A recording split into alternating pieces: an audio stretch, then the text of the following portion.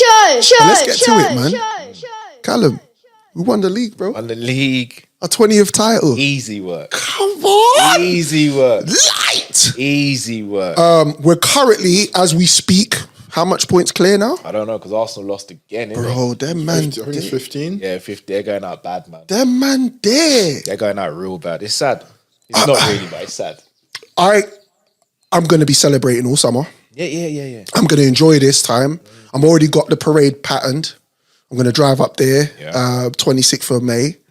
And stay the night. I'm taking my little one with me because he's never really seen it. Again, when we won it the last time, we couldn't celebrate. It was in the yard, and I wanted him to see the people. You get me? So we're going to definitely do that.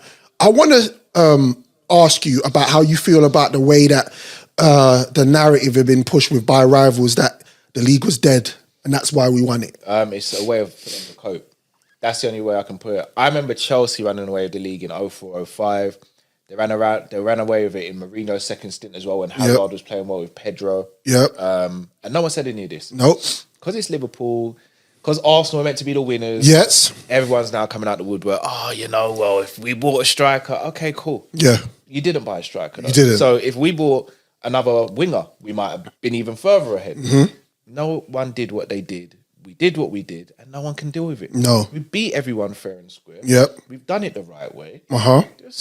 We didn't buy anyone. We bought Chiesa. I don't know what he's done to Slot.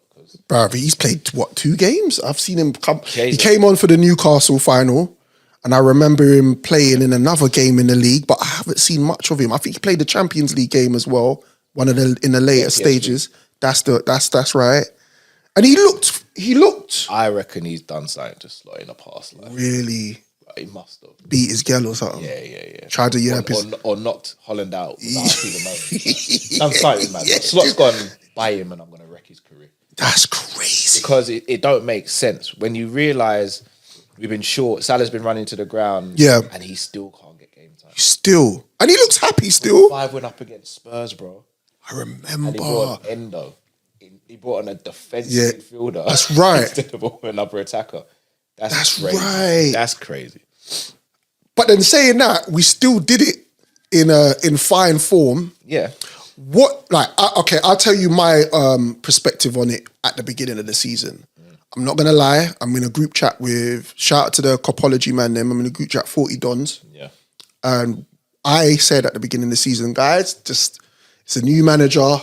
Lower your expectations. Yeah. I'm not going to get gas. I'm not going to sit here and say that I even knew who he was. I didn't. Slot, okay, cool. He came from final. And I was like, okay, cool. Let's see what happens. But all I've known for the last 9 years is trophies and Klopp. Yeah, good. And so I was like, And then obviously the narrative was going around that when Alex Ferguson left, when Wenger left, the whole thing went down. So I really didn't expect this. Yeah. I really didn't. I had us still like top 4 and a cup. Do you know what I mean? But winning it at a canter. It made it look easy as well. So here's the thing that really... This is where I think rival fans don't look at the nuances and the context around it, right? This is why I don't think they look into the nuances and context. So the first thing, as you said, was the whole Arsene Wenger and Alex Ferguson situation. Yep. If you look at how both of them left the state of the squad, facts. It was night and day to how we left the squad, or should I say Klopp left the squad. Yeah. Not just that. Our squad wasn't aging. We had just rebuilt the midfield. Yeah. We'd finished third. Yeah. We'd finished third because, let's be honest, we burnt out. We couldn't sustain in the race. Mm-hmm. I didn't think we'd win the league simply because we only added Chiesa. Mm-hmm. But the whole narrative of us dropping out the top 4, I never understood. I didn't understand that. I predicted Arsenal to win it based on the fact they did more business than Man City. I couldn't see them sustaining either. Yeah. And I had us finishing third. As soon as Rodri got the injury, I said, right, it'll be us finishing second now. Right. And then when I saw how we kicked on, I was like, I can't see us losing this. So I called it December. Yeah, I remember. When we beat West Ham. I remember. was like, we can't lose from here. Yeah, we can't. And it sounded arrogant at the time, but I was like, it don't make sense how we'd lose because they would have to be perfect and we'd have to have such a catastrophic fall. Yeah. It doesn't make sense. So yeah. Pretty much from the beginning of the season, Slot has managed the team well. We're not as, I say, frantic as we were under Klopp. No. But way more controlled. 100%. Way more. And we play through midfield a lot more. Exactly. So we're not reliant on the wingers now. Trent still does his madness. Yeah. Where he'll pick out a ball for 70 yards. 100%. But now, if we're 1-0 up, I don't sit there and panic. No. Whereas under Klopp, I was sitting there. Thinking, Yeah. We have to outscore the team. Yeah. Now, 1-0, 2-0, we're good. He's really just seamlessly come to the club and just chilled. It's like he ain't even not made a fuss. He's not tried to boss up on everybody. Oh, this is me. I'm coming now. This is my way now. Yeah. He's come there, chilled. Okay, cool. All right. I feel like this needs to change, or I feel like we need to be a little bit more defensive. I feel like we need to manage our games a little bit more. Yeah. And especially the first half of the season, bro. I was sitting there watching games like, yeah, job done, man. Like 1-0. Yeah. 1-0. Well, it's funny you say all of this. I was listening to the Athletic podcast on the way up and I was thinking about it.